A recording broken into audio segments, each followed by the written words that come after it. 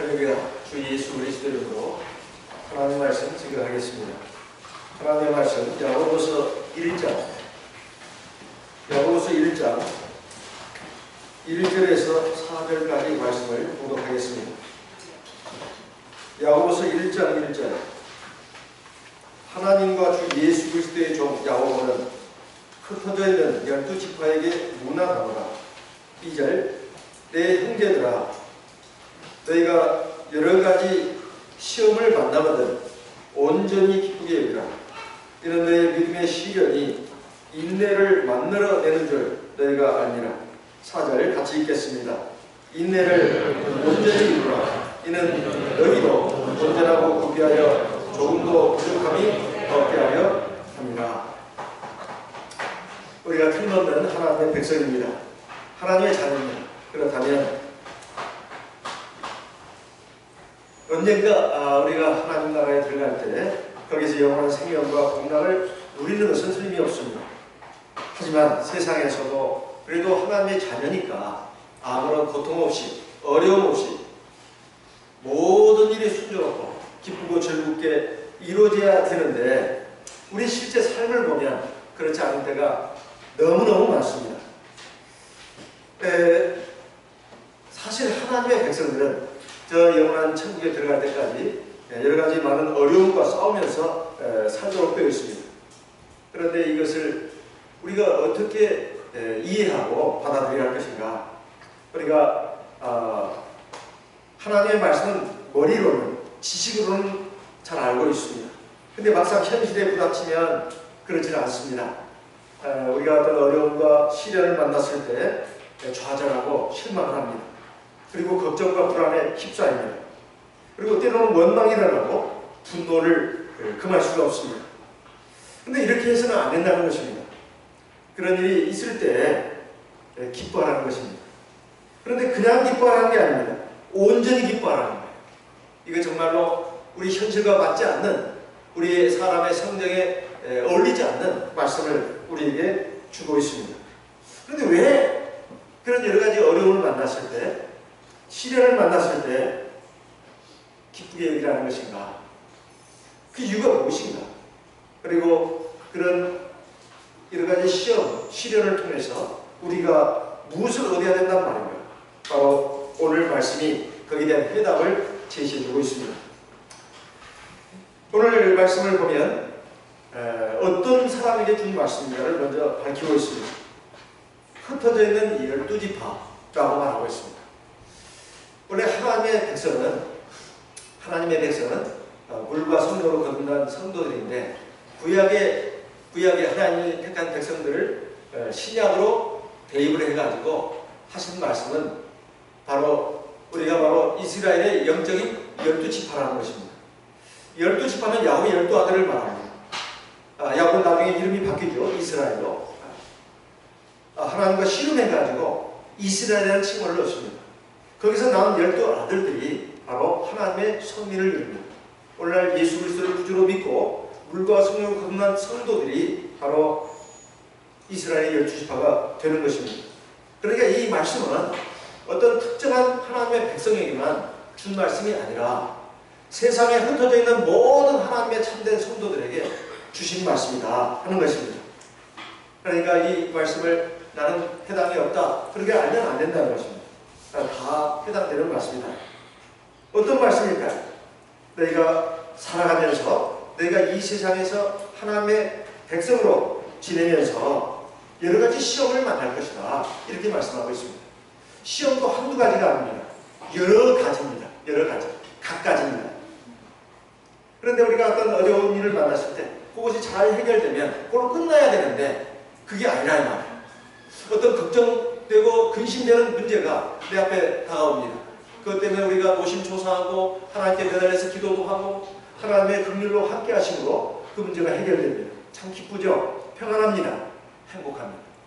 그런데 그게 계속 가야 되는데 또 문제가 생긴다 말이에요. 앞에 문제하고 또 다른 문제입니다. 그래서 여러 가지 문제라고 하는 거예요. 여러 가지 시험이라고 말하는 것입니다. 이 여러 가지 시험이라고 하는 것은 바로 여러 가지 어려운 문제들을 말하는 것입니다. 그런 것을 만났을 때 그걸 외면하거나 회피할 수도 없고 또 그래서도 안 됩니다. 절망하거나 한탄해서도 안 되고 괴로워하거나 슬퍼하지 말라는 것입니다. 그것을 정면으로 수용하라는 거예요. 그리고 그것을 기쁘게 얘기하는 것입니다. 왜 그렇게 말씀하고 있느냐 하는 것입니다. 그 말씀은, 그 해답은 바로 그 뒤에 이어지 않습니까? 이것은 믿음의 시련이기 때문에 그렇다 하는 것입니다. 믿음의 시련이라는 거예요. 우리가 하나님 나라에 들어가는 것이 신앙의 궁극적인 목적이라면, 영원한 생명을 얻는 것이 우리 신앙의 목표라면 가장 중요한 것이 믿음입니다. 믿음이에요. 근데 이 믿음이라고 하는 것이 사실 온전치가 않습니다. 온전치가 않아요. 사람마다 다 차이가 있지만은 100점짜리 믿음은 사실상 없습니다. 다 불완전합니다. 부족하다. 그래서 이 믿음이 온전하게 되도록 하기 위해서 하나님이 여러 가지 시험을 주신다 이런 말이에요.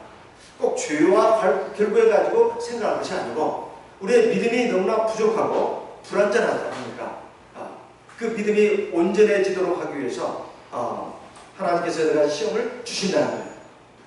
우리 믿음이 온전치 않다고 하는 것은 우리의 믿음이 참된 믿음이 아닌 경우, 첫 번째. 두 번째는 참된 믿음인데 함량 미달인 경우, 이런 것을 부족하다고 말합니다. 그래서 우리에게 주어지는 여러 가지 어려운 문제들, 삶의 고통, 근심, 걱정거리들, 이런 것들은 다 믿음의 시련이다 이런 말씀입니다. 베드로전서 1장 6절 7절에 보면 그 믿음의 시련이라는 것을 이렇게 말씀하고 있습니다. 베드로전서 1장 6절 7절. 그러므로 너희가 이제 여러 가지 시험을 인하여 잠깐 근심하게 되지 않을 수 없었으나 오히려 크게 기뻐하도다. 7절. 너희 믿음의 시련이 불로 연단하여도 없어질 금보다 더 귀하여 예수 그리스도에 나타나실 때에 칭찬과 영광과 존귀를 얻게 하려 함이라. 9절. 믿음의 결국 곧 영혼의 구원을 받으리라. 우리가 세상에서 겪는 여러 가지 어려운 일들은 바로 믿음의 시련이다 이렇게 말씀하고 있고, 불로 연단해도 없어질 금보다 더 귀한 것이다. 이유가 뭐냐? 바로 우리가 예수님의 재림하실 때 하나님 나라에 들어갈 뿐만 아니라 칭찬과 영광과 존귀를 얻기 때문이다 이렇게 말씀하고 있습니다. 그래서 우리가 세상에서 여러 가지 어려운 일을 만날 때 우리는 그 어려운 일 때문에 근심하고 걱정하고 불안해하고 슬프고 밤에 잠도 안 옵니다. 그리고 그것이 무거운 그 짐처럼 우리 어깨를 짓누른다. 근데 그때마다 우리가 생각해야 될 것이, 그 생각을 잘 안 하죠. 당장 어려운 문제 때문에 고민하고 근심하는데 뭐 다른 생각을 하겠습니까? 그게 바로 믿음의 시련이다. 이것을 꼭 기억해야 된다. 오늘 이 말씀을 들었습니다. 그리고 우리가 성경을 읽습니다. 그런데 한쪽 귀로 들어갔다가 한쪽 귀로 나오는 경우가 굉장히 많아요. 그 말씀을 마음에 꼭 담아둬야 합니다. 이건 믿음의 시련이다. 왜 믿음의 시련인가? 우리의 믿음이 완전하게 되기 위해서 꼭 이것이 주어져야 된다는 거예요. 근데 이 믿음의 시련을 갖다가 여기서는 시험이라고 또 말하고 있습니다. 그러니까 시험이라고 하는 것은 바로 학교에서 학생들이 보는 시험을 생각해 보면 됩니다. 왜 학교에서 학생들이 시험을 보죠? 학교 다니는 것도 그렇게 크게 어렵지 않고 힘들지 않은데 학생들마다 공통적으로 하는 말이 있어요. 그놈의 시험만 없으면 좋겠다. 그놈의 시험만, 그것도 좋은 말도 아닙니다. 그놈의 시험이에요. 그러면 시험만 없으면 내가 학교도 다니다가 합니다. 그런데 이 시험이 있어야 되는 것입니다. 왜 그럴까요? 공부를 했는지 안 했는지. 이것을 테스트해야 되지 않겠습니까? 그리고 선생님이 가르쳐준 내용을 잘 익혔는지 이것도 테스트해봐야 되잖아요. 그래서 학교에서 배우는 것을 뭐라고 합니까? 학습이라고 하잖아요. 배울 학자에다가 익힐 습. 배우기만 하면 뭐합니까? 몸에 배워야지. 배우는 것이 먼저입니다. 배우는 게 먼저예요. 익힐 학, 배울 학.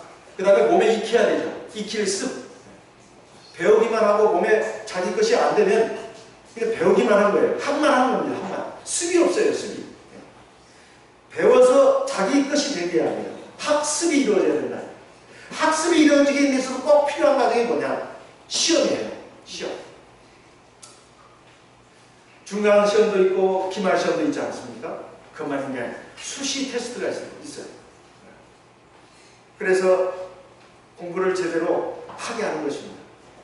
공부 시간에 선생님 말씀을 귀담아 듣게 하고 그리고 자기가 스스로 예수 복습을 하게 하는 겁니다. 근데 그렇게 해가지고 되는 게 아니에요. 반드시 시험을 쳐봐야 해요.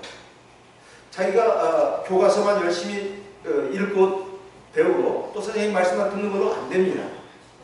문제집도 풀어봐야 되는 거예요. 그래야 내가 뭘 제대로 공부했는지 그리고 내가 부족한 것이 뭔지 이걸 알 수가 있는 거예요. 시험을 안 치면 이걸 알 수가 없습니다. 진짜 시험은 이제 입학시험이고 취직시험이고 뭐 이런 거 아니겠습니까? 그 전에 많은 시험들을 이렇게 치는 이유가 제대로 된 실력을 갖추게 하기 위해서입니다.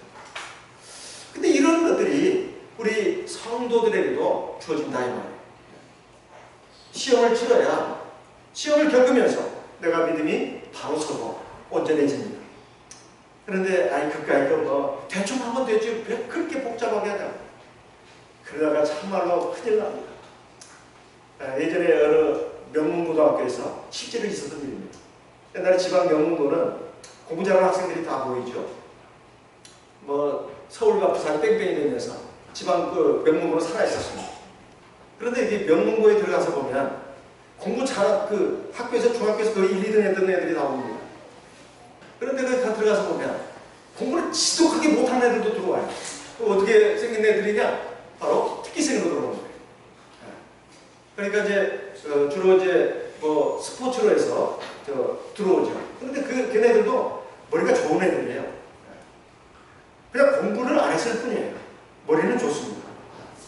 그래가지고 그네들이 이제 국가대표도 되고 또 학교의 명예를 드높이는 그런 사람이 되고 또 그런 사람들은 또 명문대학에 또 특기생으로 들어갑니다.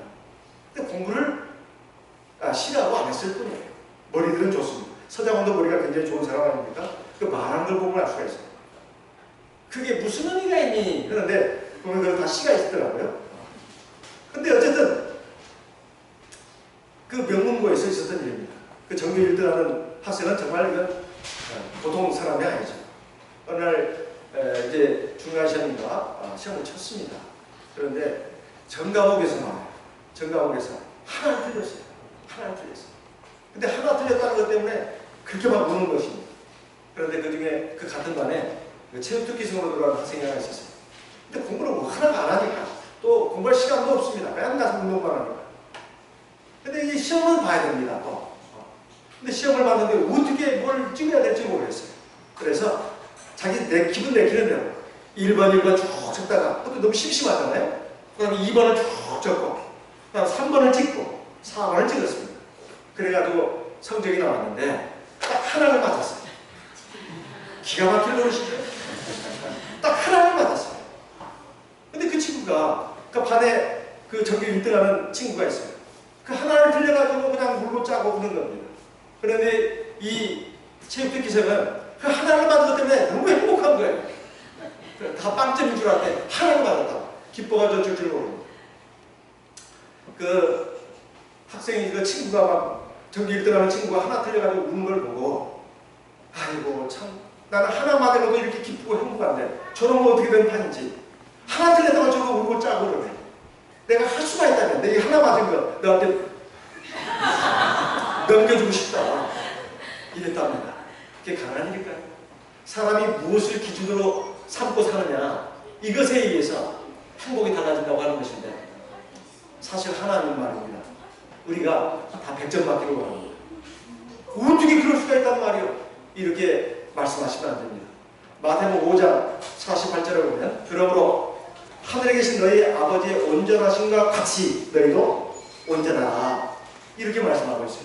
하나님 100점이죠? 너희들은 하나님의 자녀라는 거예요. 너희도 하나님처럼 온전하라는 거예요. 말도 안 되는 소리. 그렇게 하시면 안 됩니다. 데살로니가전서 5장 22절에서 24절까지 말씀해 보면 이렇게 되어 있습니다. 악은 모든 모양이라도 버리라. 평강의 하나님이 친히 너희로 온전히 거룩하게 하시고 또 너희 온 영과 몸과 혼이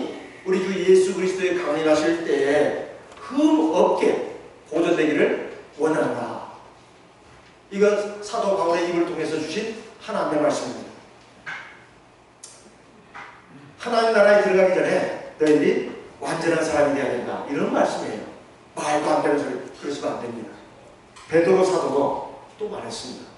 베드로 후서 3장 14절 15절에 보면 그러므로 사랑하는 자들아 너희가 이것을 바라보라.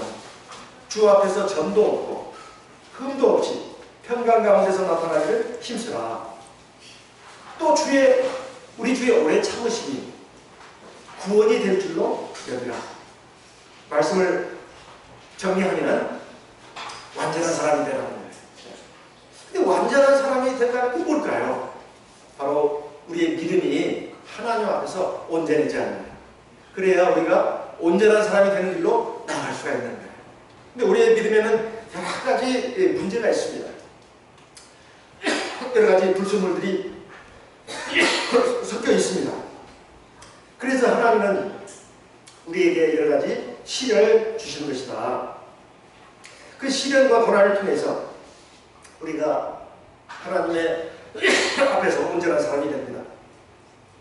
사실 냉정하게 판단해 본다면 우리가 하나님 말씀만 가지고 온전해질 수가 없어요.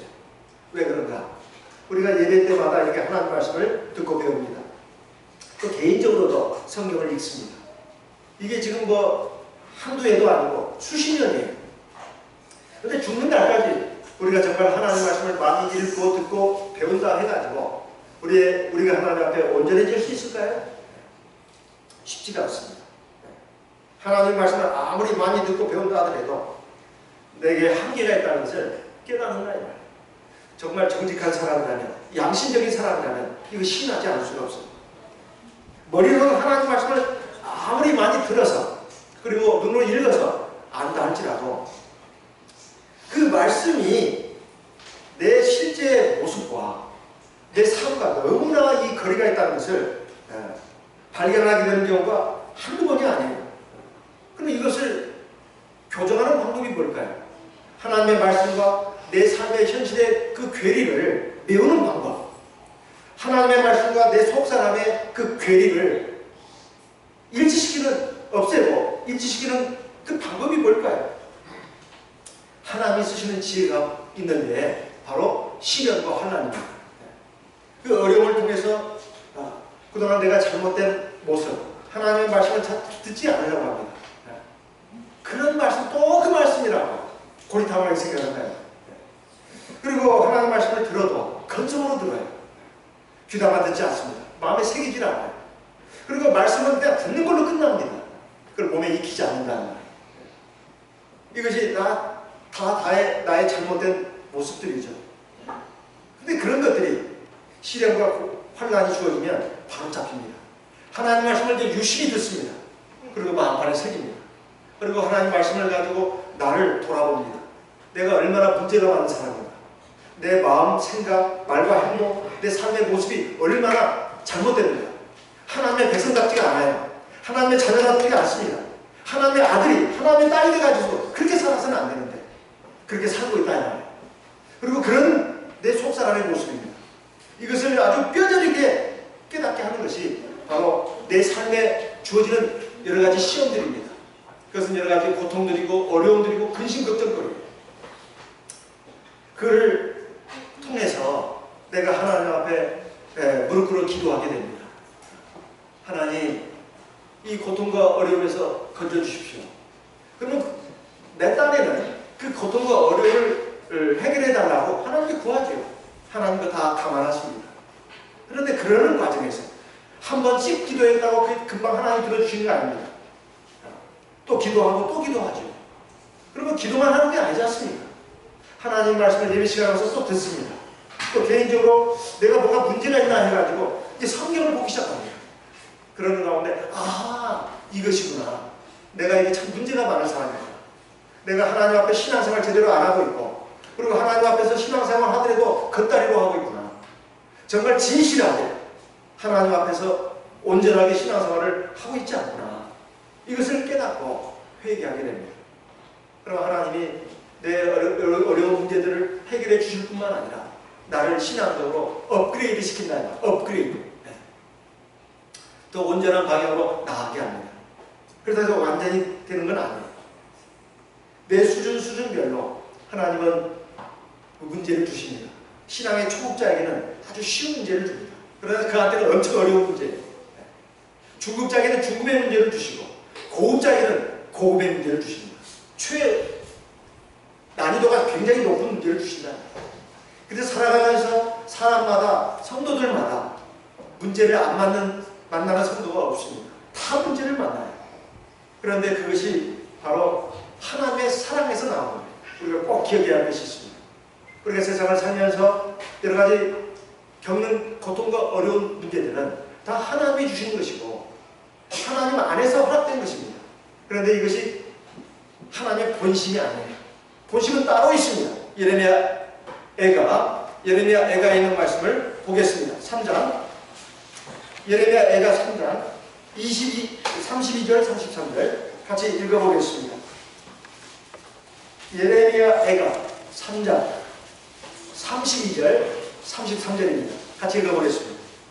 구약성경 1147쪽입니다. 1147쪽 예레미야 애가 3장 32절 33절 저가 비록 근심케 하시나 그 풍부한 자비대로 긍휼히 여기실 것입니다. 주께서 인생으로 고생하며 근심하게 하시니 본심이 아니시도다. 우리가 여러 가지 어려운 문제로 힘들어하고 괴로워하고 참 눈물 나고 한숨이 나오게 하는 삶을 살게 하시는 것이 하나님의 본심이 아니라 본심은 따로 있습니다. 그 본심이라는 게 뭐냐? 바로 우리가 하나님 나라의 경우는 다 들어와서 영원한 생명과 공락을 누려야 되는데 이 세상에 살면서 우리가 여러 가지 그 짧은 인생 살이 동안에 우리는 막 여러 가지 필요한 것들 돈이라든가 또는 뭐 명예라든가 또는 좋은 직장이라든가 또는 좋은 배우자라든가 또는 자식들 잘 되는 거라든가 아주 우리 삶의 소망들이 있습니다. 이런 것들로 늘 막 고민하고 괴로워하고 때에 따라서는 나의 경쟁자 때문에 내가 늘 시달림을 당합니다. 이것도 굉장히 고통스러운 삶의 문제들입니다. 이런 어려운 문제들을 갖다가 하나님 좀 해결해 주셔야 되는데 어떻게 그냥 그런 문제들이 끊임없이 온다는 말이에요. 조금 나아진가 싶었더니 또 다른 문제가 옵니다. 그래가지고 괴로워하고 힘들어하는데 그것은 바로 우리의 믿음을 온전케 하기 위해서 그렇게 하는 것이다. 본심은 그게 아닙니다. 그래서 우리가 그런 일이 있을 때 기뻐해야 된다는 거예요. 이게 나의 믿음의 시련이고 나에게 이러고 좋은 것을 주려고 하는 것이다. 이것이 믿음이 아니고서는 사실 생각할 수 없는 부분입니다. 그렇게 해가지고 하나님의 나라를 온전케 하시고 결국 나에게 좋은 걸 주시고 하나님의 영광을 나타내고 하나님 나라에 넉넉하게 들어갈 뿐만 아니라 나에게 큰 상을 주시려고 하는 그런 뜻이 있다는 것입니다. 제가 전주교회 심호할 때 제가 한 청년을 아주 인상 깊게 기억하고 있습니다. 그 청년은 어려서부터 정상이었습니다. 근데 중학교 들어가면서부터 1학년 때인가 2학년 때인가요? 갑자기 눈이 안 보기 시작합니다. 그래서 이게 축구하다가 공을 눈에 맞아가지고 시신경이 손상이 됐는지 어쨌는지 이제 병원에 가서 진찰을 받아보니까 이거 우리가 감당할 수 없다. 큰 병원으로 가라. 그래가지고 아주 그 안과로 유명한 큰 병원으로 갔습니다. 대학병원으로 갔겠죠. 그랬더니 이제 거기서 정밀 검사를 하게 되었습니다. 결과가 뭐냐? 시신경이 죽었다는 거예요. 그래서 지금 눈이 계속 나빠지는데 나중에는 결국 못 보게 된다는 겁니다. 그랬을 때 이 당사자는 말할 것도 없거든요. 부모가 얼마나 절망하고 한탄했겠습니까? 그 청년은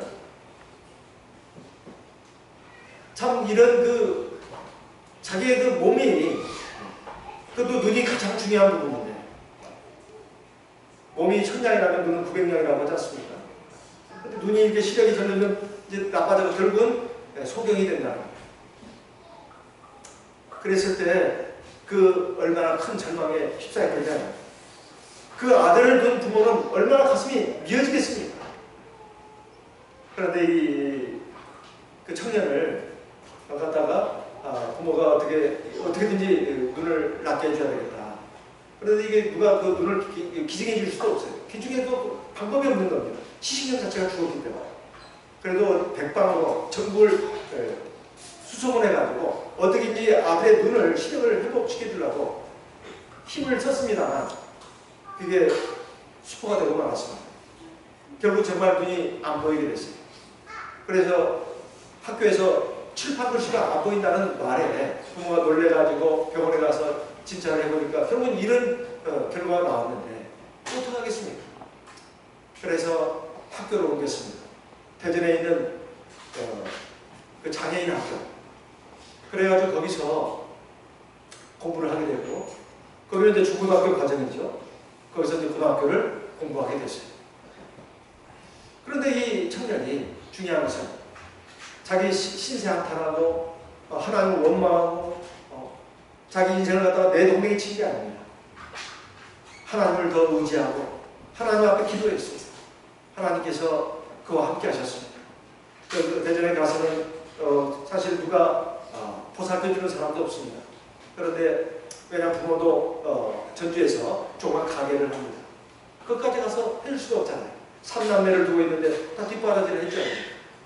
그러니까 거기서 이제 조금 자기와 자기가 다른 어떤 학생과 같이 사실상 자취를 하는 것입니다. 그래가지고 이제 한 달에 한 2번씩 집에 가서 반찬도 가져가고 그리고 거기서 이제 공부를 하는 거예요. 그래 이제 방학 때가 되면 교회에 나오고 이제 전주로 오고 그리고 또 교회 생활을 열심히 합니다. 항상 하나님을 의지했어요. 그래서 우리가 어떻게 해야 될 것인가? 자기와 같은 장애를 가진 사람들을 도우면서 내가 살아야 되겠다. 그래가지고 열심히 공부를 해가지고 열심히 공부를 해서 대구에 있는 특수교육학과가 있는 그 특수교육학과로 유명한 그 대학에 들어가게 됐습니다. 특수교육학과라 해서 정리는 장애인들이 모이는 학교가 아닙니다. 장애인들을 가르치는 선생님이 되는 그런 그 사범대와 같은 것이죠. 거기 교육학과에 들어가게 됐어요. 그래서 그가 들어가서 보니까 물론 장애인도 있었겠습니다만 거의 다 정상인들이에요. 그러면서 거기서 이제 공부를 하는 것입니다. 역시 마찬가지로 역시 혼자 생활을 하면서 대학을 다닌 것이죠. 그러면서 자원봉사자의 도움도 받아가면서 조금 생활을 했을지도 모르겠습니다만 사실상 거의 모든 생활을 자기 혼자 힘으로 헤쳐나가야 되는 것입니다. 또 낙심하지 않고 열심히 공부를 했습니다. 근데 방학 때가 되면 이제 전주로 오지 않습니까? 그러면 방학 시작해가지고 방학이 끝나서 다시 대구로 돌아갈 때까지 매일 새벽마다 어머니의 손을 붙잡고 교회로 옵니다. 새벽 기도를 하는 거예요. 물론 밤 예배라든가 안식 예배에 빠지는 적이 없어요. 근데 문제는 매일 아침같이 어머니는 그 가게에서 밤늦게까지 장사하느라고 새벽에 일찍 일어날 수가 없습니다. 그런데 아들이 어머니를 끼우는 거예요. 어머니 나 교회 가서 기도하고 싶습니다. 근데 아들이 기도하고 싶다는 거예요. 어찌 어머니가 안 일어나겠습니까? 졸린 눈을 비비면서 아들의 손을 잡고 교회로 오는 것입니다. 그래서 기도를 하는 거예요. 제가 그 모습을 볼 때마다 얼마나 마음이 감동이 되고 뭉클해지는지 몰라요. 저도 모르게 기도가 나갑니다. 하나님, 저 청년을 불쌍히 도와주시고 은총을 베풀어 주십시오. 이렇게 기도를 했습니다. 그래서 이 청년이 그 대학 4년을 대구에서 이렇게 다녔습니다. 그래서 그 중간에 성령도 받았어요. 그래서 이 청년이 이제 어떻게 공부를 했냐면 어쨌든 점자책이 있습니다. 시각 장애인들은 점자로 된 책을 손으로 짚어가면서 공부를 하는 거예요. 그게 얼마나 어렵겠습니까? 모든 그 지식과 정보가 점자화되어 있는 게 아니에요. 그러면 어떻게 해야 되겠습니까? 대학 교수님의 그 강의를 갖다 녹음을 하는 거예요. 그래서 계속 반복해서 듣는 것입니다. 또 교사 임명시험을 보려면 공부를 또 많이 해야 되잖아요. 여러 가지 책들을 봐야 합니다. 그러면 그걸 어떻게 하겠냐. 그것을 갖다가 이제 여동생이 하나 있는데 동생이 읽어줍니다. 그래서 그걸 녹음을 하는 거예요. 또 인터넷에서 다운받느라 어떻게 해가지고 유명한 그 강의를 갖다가 녹음을 한 것을 이제 들려주는 것입니다. 그렇게 해가지고 아주 정말 피로물이라도록 공부를 했어요. 그래가지고 그 어렵다고 하는 교사 임용시험에 단번에 합격했습니다. 그런데 그 청년이 이런 말을 합니다. 이렇게 합격한 것은 하나님의 은혜로. 그러면서 다시 한 번 더 이 교사 임용시험을 1년 더 공부하라면 자기는 못하겠다는 거예요. 너무너무 힘들게 공부를 했습니다. 정말로 피로물이라고 공부를 한 거예요. 그래가지고 그 시험에 합격했습니다. 특수교사라고 하는 것은 아까도 말씀드렸다시피 대부분 다 정상인들이 합격합니다. 근데 이 형제는 어떻게 합격했을까요? 점자로 시험을 보는 것입니다. 또 따로 교실에서 아마 점자가 없을 경우는 이제 시험 감독관이 불러주는 것이죠. 그래야 시험을 봤는데 합격을 했어요. 그래서 교사가 됐습니다. 참 그 학교 다니면서도 여러 가지 어려움들이 있었습니다. 공부를 열심히 해가지고 장학금을 받기도 했지만, 근데 그 학교가 일반 기독교 계통과 연관된 학교다 보니까 장학금을 받아야 되는데, 이제 우리 교회 소속 증명서를 내야 합니다. 참예수교회라고 하니까 그쪽에서 장학금을 지급하는 그 주보 부서에서 이건 2단에 속한 교회가 아니냐 해가지고 장학금을 주는 것을 취소하기도 하고, 그 어려운 가운데서 정말 악전고투해가지고 그 시험에 합격한 것입니다. 우리 형제가 그 시험에 되고 나서 자기가 참 자기 같은 장애를 가진 이런 사람들을 도우면서 내가 살아야 되겠다.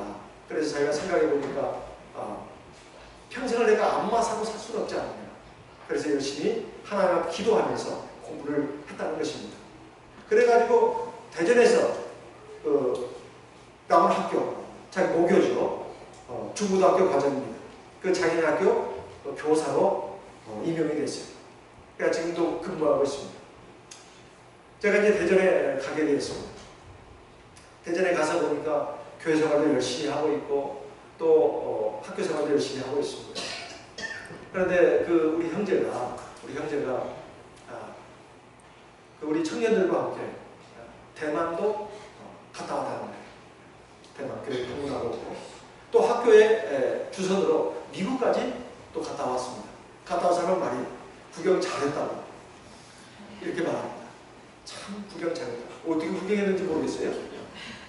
어쨌든 그리고 우리 형제가 또 음악에 재능도 있어가지고 작사 작곡도 합니다. 곡을 붙였습니다. 그래가지고 그것을 한번 우리 대전교회에서 부르기도 했습니다. 우리 형제가 집 가까이에 있는 어떤 문화원에서 몇 달 플룻을 배웠습니다. 그래가지고 혼자 이렇게 플룻도 아주 상당한 수요에까지 끌어올렸어요. 그리고 작사 작곡도 할 줄 알고, 언젠가 여건회 때 한번 제가 특별 연주를 하라고 했습니다. 근데 특별 연주를 하는데 눈물이 나오더라고요. 제가 듣고 있자니까.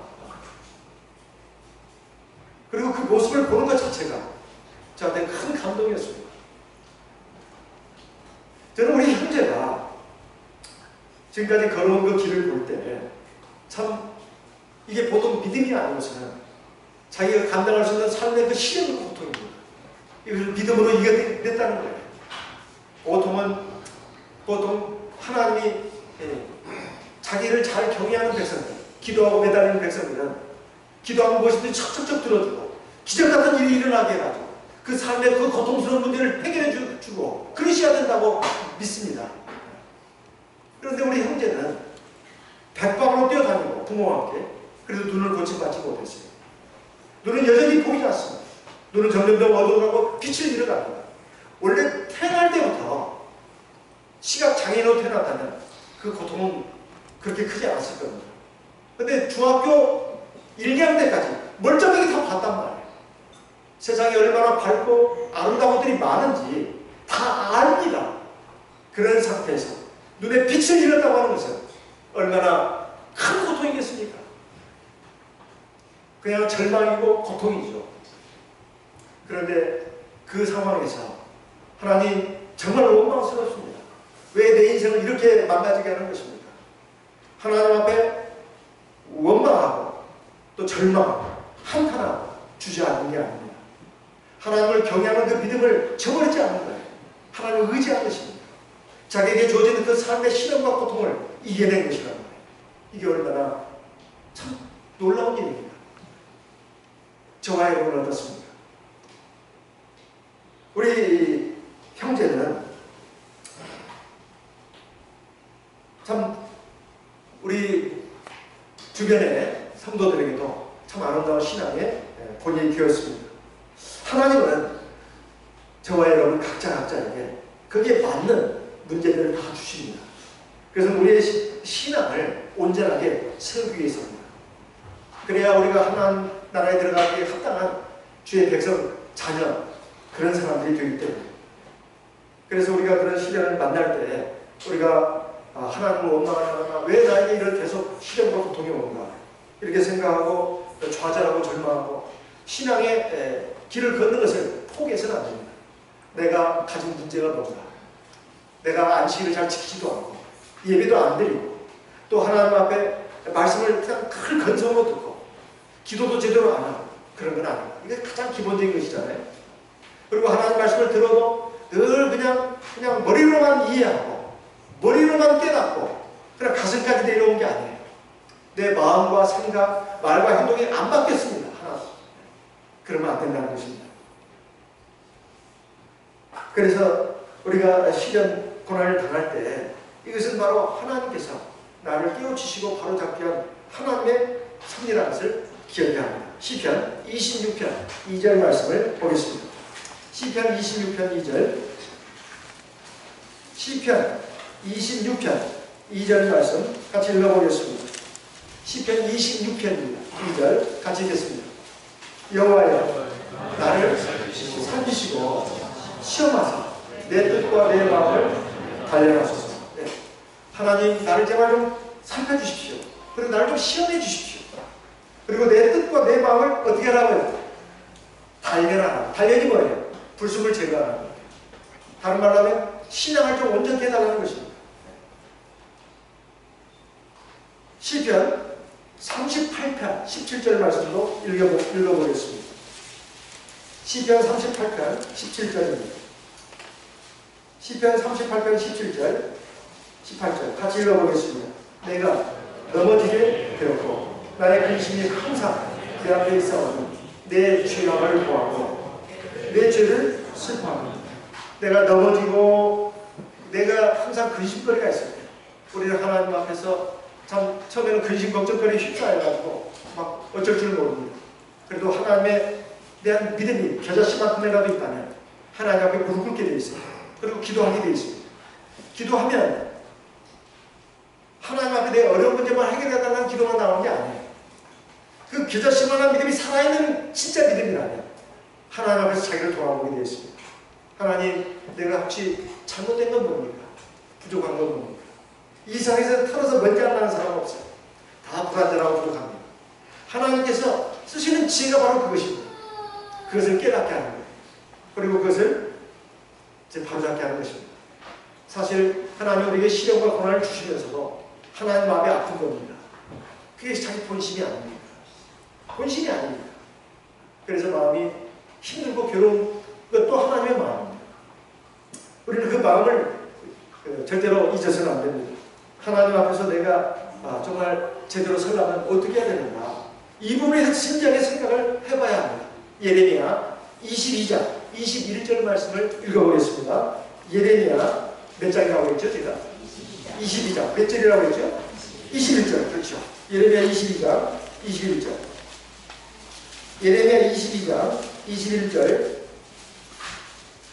22절 두 절 읽어보겠습니다. 네가 평안할 때에 내가 네게 말하였으나 네 말이 나는 듣지 아니하리라 하였다니 네가 어려서부터 내 목소리를 청종치 않으니 네 습관이야.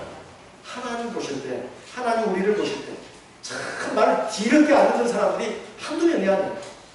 말도 그냥 안 듣는 게 아니에요. 어떻게 안 듣는다고요? 뒤럽게 안 듣는. 삶이 늘 순조롭고 평안하니까 하나님이 여러 가지로 말씀을 해도 안 들어요. 근데 이것이 어렸을 때부터 습관이에요. 그게 네 습관이라. 하나님 말씀을 아무리 들어도 변화 안 되는 사람들이 있어요. 그리고 물론 사람마다 차이는 있어요. 완전히 안 듣는 건 아닙니다. 어느 정도까지는 듣지요. 그런데 끝까지 고집을 피우면서 안 깨지는 부분이 있어요. 하나님 다른 건 나 어떤 나 몰라도 이것만큼은 내가 절대 포기 못합니다. 그 쇠에 힘줄처럼 그렇게 끈질기게 고집을 피우면서 그냥 그 똥꼬집 부리면서 말 안 듣는 부분이 있어요. 하나님 아무리 말씀해보세요. 내가 그거 듣나. 그러면서 끝까지 포기하지 않는 부분이 있어요. 그런 것들은 하나님께서 결국 매를 내시는 겁니다. 그러면 이제 자기를, 처음에는 자기 그런 줄 몰라요. 자기가 정상인 줄 압니다. 정상이 아닌 경우가 대부분이에요. 그래서 그런 부분을 갖다가 하나님이 결국은 매를 내서 너 봐라. 너 어려서부터 지금까지 내 말을 들었느냐? 안 들었잖아. 그리고 결국은 하나님께서 평안한 삶만 주시지 않는 이유가 바로 거기에 있습니다. 때때로 우리에게 어려움을 주시고 고통을 당하게 하시고 또 수치를 당하게 하시는 것도 그런 이유입니다. 하나님께서 나의 여러 가지 잘못된 것을 바로잡기 위해서요. 그래서 우리가 하나님 앞에서 고난과 시련을 당할 때 마냥 슬퍼하고 괴로워할 것이 아닙니다. 어떻게 해야 되느냐? 기뻐해야 된다는 거예요. 기뻐해야 된다. 하나님이 나를 향하신 결론은 완전한 것입니다. 그래서 아까 우리 형제의 간증도 했습니다만 하나님이 나와 함께한다 해서 내가 늘 삶이 평안하고 순조로운 게 아니라 때로는 사망의 음침한 골짜기를 지날 수도 있어요. 하지만 사망의 음침한 골짜기를 지나더라도 내가 해받을 것을 두려워할 필요가 없습니다. 왜? 하나님께서 나와 함께 하시기 때문에. 이 말씀을 앞뒤로 이렇게 바꿔서도 생각이 안 돼요. 하나님의 백성은 늘 평탄대로를 걷는다. 총기를 걷는다. 꼭 계시기 바랍니다. 때에 따라서는 사망의 음침한 골짜기를 지날 수도 있습니다. 아유, 내가 이러다 죽겠구나. 정말로 내가 이러다 망하겠구나. 이런 힘들고 괴롭고 정말 고통스러운 그 삶의 현장에도 들어간다는 거예요. 또 뒤집어서. 그렇다 하더라도 두려워해서는 안 된다는 것입니다. 하나님을 경외하고 의지하는 믿음을 가지고 살아가는 성도는 절대로 해를 받지 않는다는 거예요. 절대로 망하지 않는다는 거예요. 그저 시련이고 고난일 뿐입니다. 그것 때문에 망하지 않는다는 거예요. 그러니까 그것을 믿으라는 것입니다. 그러고는 있어라. 그게 아니에요. 그 다음에 이어지는 말씀이 바로 그것입니다. 하나님께 구하라는 거예요. 뭘 구하라? 지혜를 구하라는 것입니다. 야고보서 1장 5절부터 읽어보겠습니다. 너희 중에 누구든지 지혜가 부족하거든 모든 사람에게 후히 주시고 꾸짖지 아니하시는 하나님께 구하라. 그리하면 주시리라. 내가 시련을 만났을 때 가장 필요한 게 뭘까요? 지혜입니다. 물론 아까 믿음의 시련이라고 했죠. 근데 왜 이 지혜가 필요한가? 내 삶이 늘 순탄하고 평안하면 사람이 별로 고민을 안 합니다. 자꾸 생각이 엉뚱한 데로 가요. 몸도 엉뚱한 데로 막 갑니다. 하지만 어려움이 오면 어떻게 되는 줄 아십니까? 내 주변의 일들을 제대로 할 수가 없어요. 그러면서 생각을 합니다. 왜 이 어려움이 왔지? 이 문제를 어떻게 해결해야 되지? 참 답답하고 괴롭습니다. 그래서 인간적인 방법으로 해결을 하치면 미궁에 빠져요. 뭔가 해결되는 듯 싶은데 더 큰 문제에 부딪힙니다. 그리고 나에게 손해를 끼치고 악을 행하는 사람, 이걸 어떻게 대처해야 되지? 참 이 고민이 일어납니다. 이렇게 저렇게 고민하는 가운데 하나님 말씀을 듣습니다. 거기서 지혜를 얻어요. 또 하나님의 말씀을 통해서만 지혜를 얻는 게 아니라 하나님 말씀을 늘 들어도 읽어도 못 깨닫는 사람은 못 깨닫습니다. 그래서 기도가 있어야 돼요. 성령의 기도가 있어야 우리를 진리 가운데 인도합니다. 하나님 말씀도 바로 깨닫게 해요. 공부한다고 다 사람들이 공부 잘하는 게 아닙니다. 공부를 해도 지혜가 있어야 돼요.